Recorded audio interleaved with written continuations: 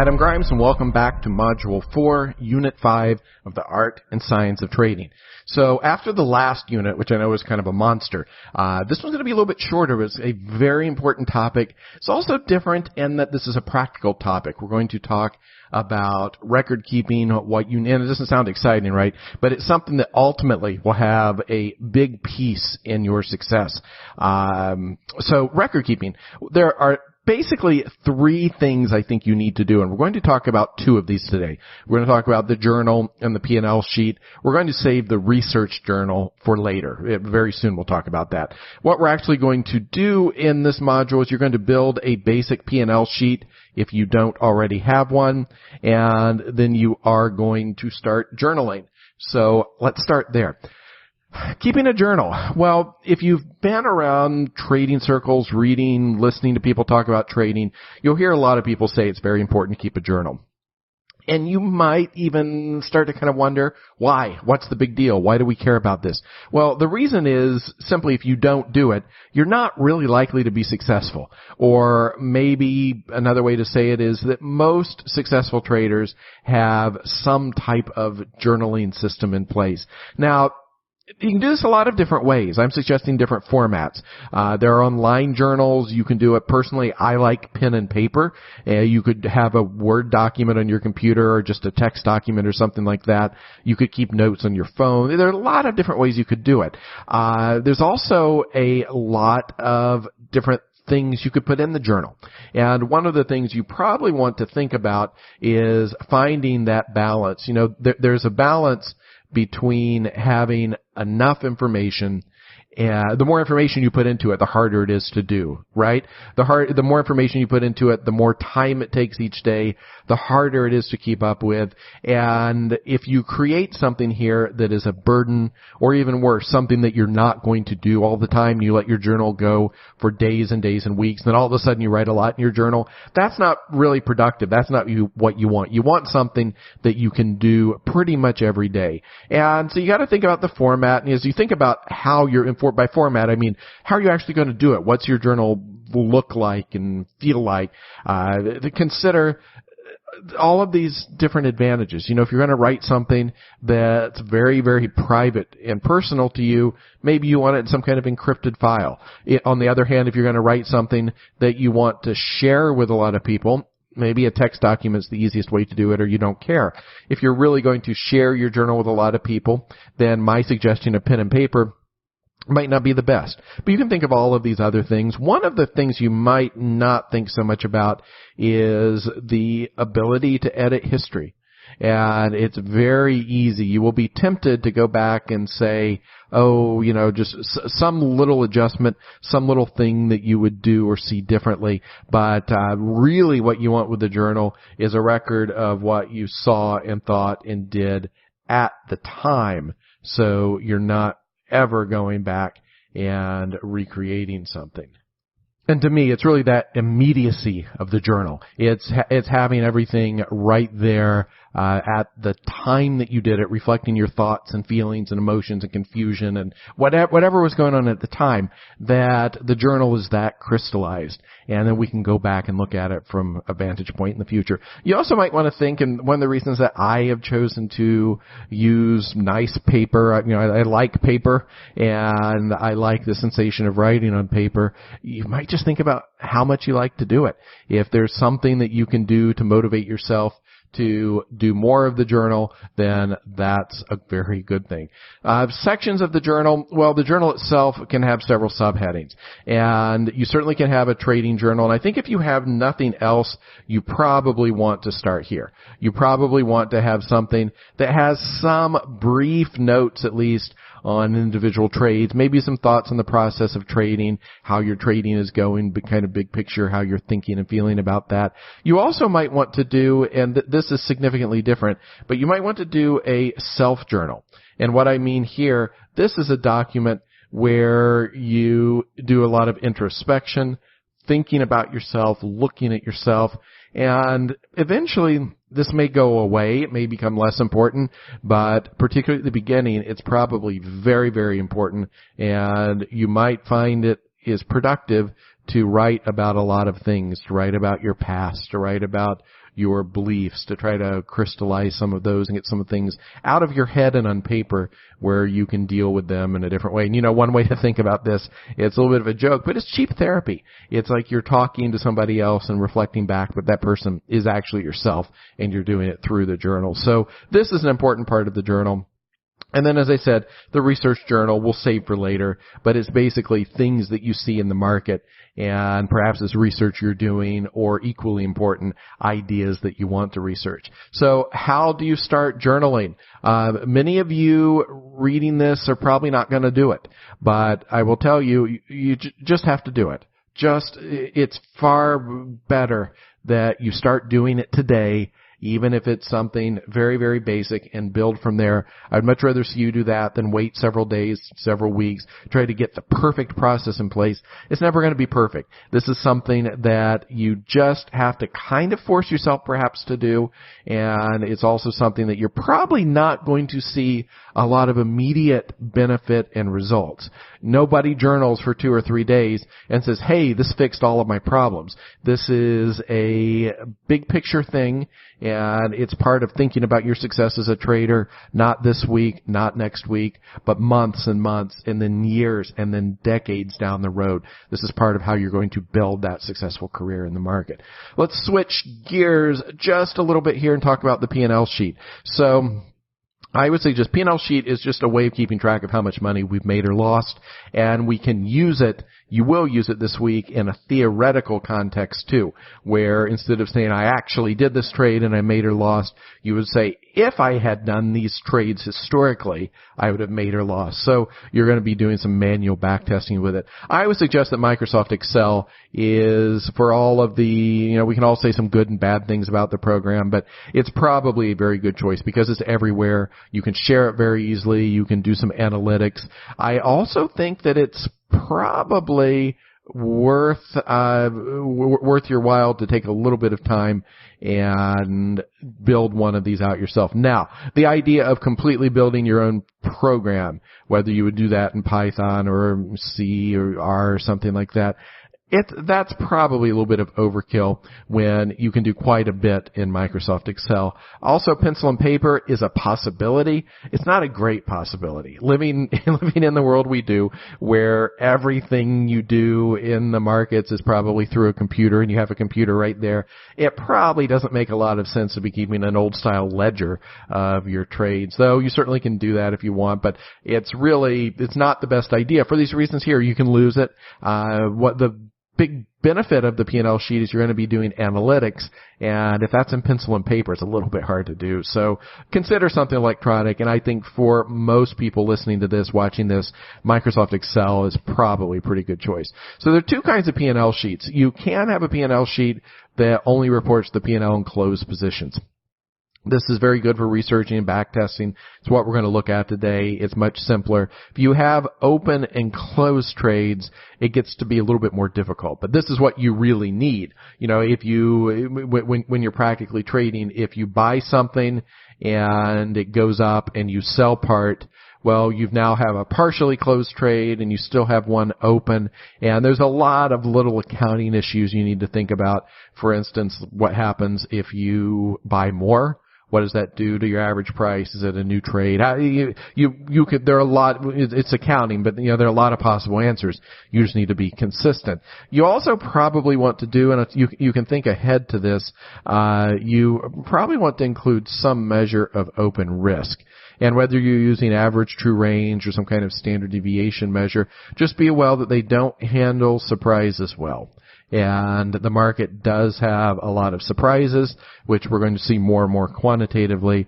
But it's something to consider. You at least want to have some idea that if tomorrow is a normal, and I'll say normal not in the statistical sense, but if tomorrow is a normal day, how much money am I likely to make or lose? What would be my normal expected losses? And then just realizing that your actual realized results could be some multiple of that. It could be quite a bit more. You may also want to include a measure of correlation between your different positions, but that can be a little bit more complicated. So what do you really, really, really need? What must you have if you're looking at P&L for closed trades? Well, I think at at the minimum, you need to know when you got in and when you got out. If you are a day trader, you need to include time. It's not enough to know you got in on the 25th. You need to know you got in on the 25th at 10:38 in the morning, and that's you probably don't need to go down to seconds, but you also need to know the market traded. I suppose if you just trade one market, you might not need this, but I would probably have it because there may come a point where you want to trade more than one market. You need to know whether you went long or short on the trade. You need to know how much you traded. These two could potentially be combined. So in other words, you could use, for instance, +2 for long and -2 for short. I would still probably have a separate field because that makes it a little bit easier to sort and do some analytics. You need to know the prices you got in and the prices you got out. Maybe one price, maybe many. If you're trading stocks, even moderately sized orders, you probably have several execution prices.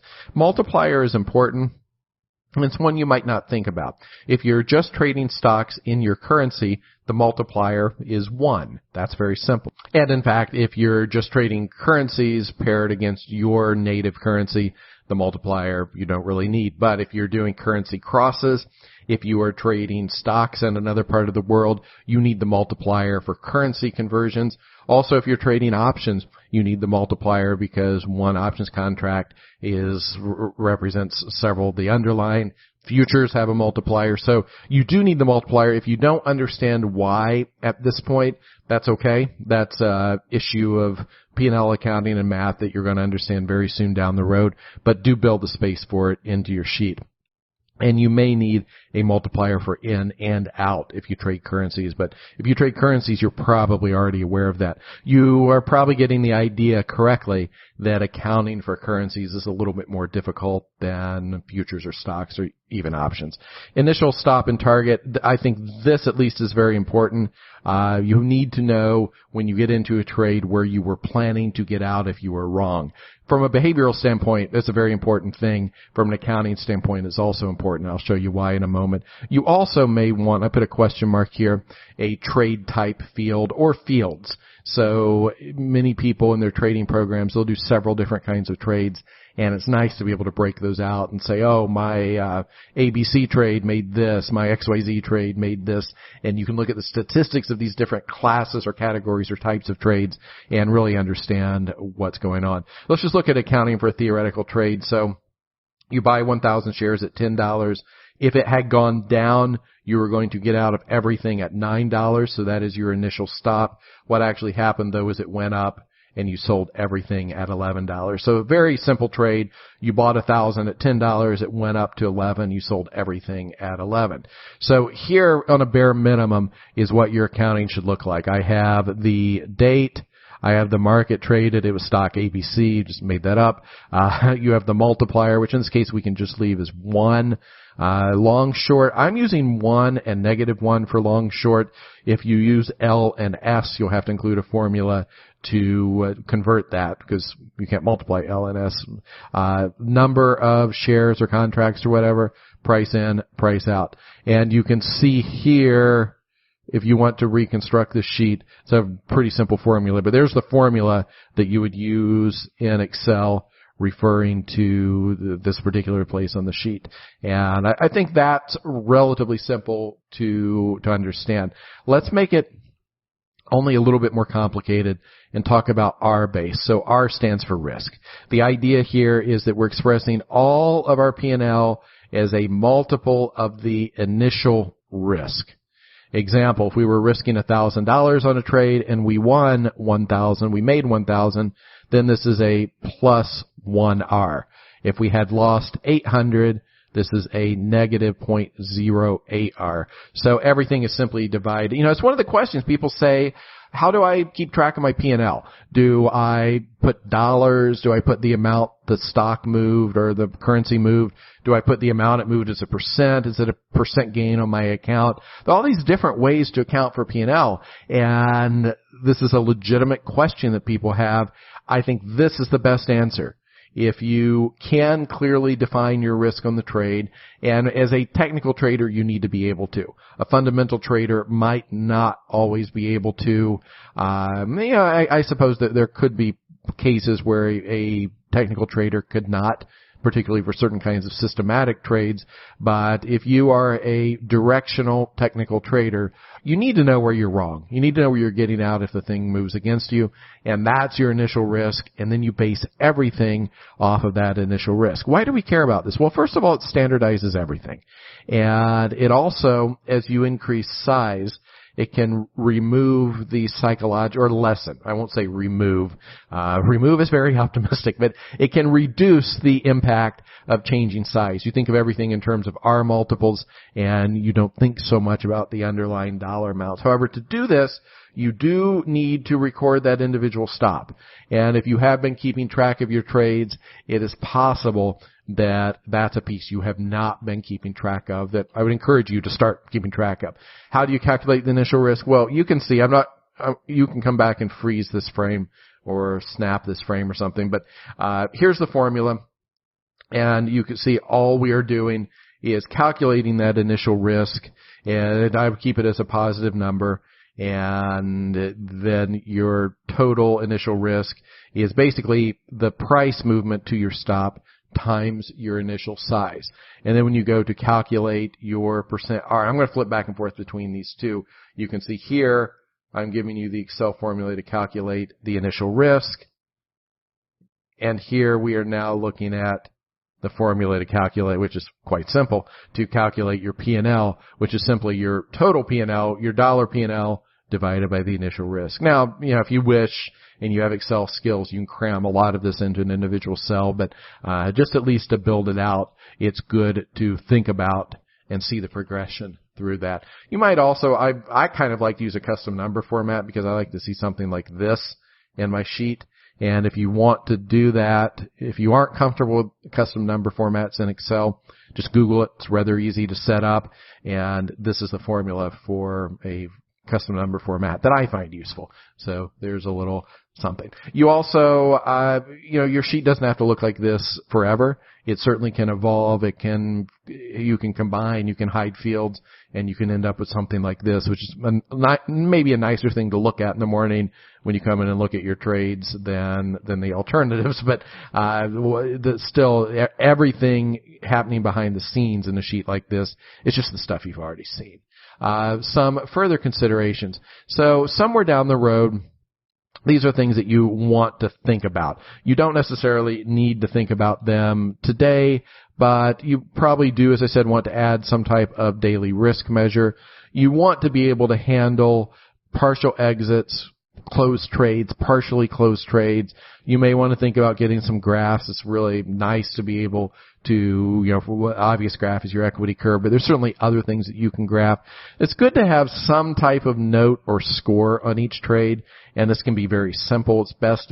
I wouldn't say best, but it's easiest to analyze if it's standardized, but you may want to, and you see now that we start to, maybe the journal here starts to creep into the P&L sheet, and there definitely is some overlap. One other thing you might want to consider is called maximum adverse excursion and maximum favorable excursion. So if we buy here, let's say it's a long trade, and the market moves like this, so we got in here and we got out here, but it went this far against us, and it went this far in our favor. So this is the maximum adverse, and this is the maximum favorable excursion. And you can do some analytics on these and basically see how efficient your trading is. Or do you see that you are consistently leaving a lot of money on the table, or a lot of things that you can look at. However, this is quite a bit more complicated because it means recording additional prices for each trade. And while it might not seem like a lot to write down another number or two, if you do it over hundreds and thousands of trades, it adds to the time. You can very easily add a few little things to your trade record and end up doubling the time. You may also want to have a sheet where you incorporate updated stop values. If you use some type of trailing stop, so we buy here and our stop is here. The next day the market goes here, we move our stop here. Market goes here, we keep our stop here. This is a trailing stop approach, and you may want to include what these stop values were. And a nice way to do that from a practical standpoint is just simply to save a different version of the sheet every day. That's actually a pretty good practice. Gives you some type of audit record. But so all these things are things you can think about down the road. But for now, just get the basics down. Just get some type of P&L sheet that can do these very basic things. So for your homework, we're going to start doing some back testing and research. We already talked about that, but this is the tool, the framework within which you will keep the record. And the whole idea here, I don't want you to believe anything I tell you. I want you to be able to prove it for yourself, to be able to dig into the numbers and see what edge is or might not be in any of these ideas and your own ideas. And in order to do that, you've got to have a record-keeping system. So that's why we took a little bit of time here to talk about something that seems very mundane, but is very, very important. And I would like you to have some type of basic sheet like this, which you probably need to build or acquire in some way. So, summary, you need to be keeping a journal. Start now, start today. If you don't know how to start, then get a piece of paper and write down your feelings about journaling. I don't know, just get started. Start today and then do it again tomorrow and do it the next day and keep doing it. You want to think about standardizing things a little bit. That's a concept that we'll kind of keep talking about, but it's very easy if you're looking at 4 trades to really look at the details of 4 trades. But when it starts to become 400 and you need to review them and you need to understand your statistics, it's helpful if things are standardized. One of the ways we move toward that is with the %R accounting, but it's not the only reason we do that. And as I said, build your basic P&L sheet. So start journaling, build your basic P&L sheet, and I will see you back in a moment for one more unit in this module. Thank you very much.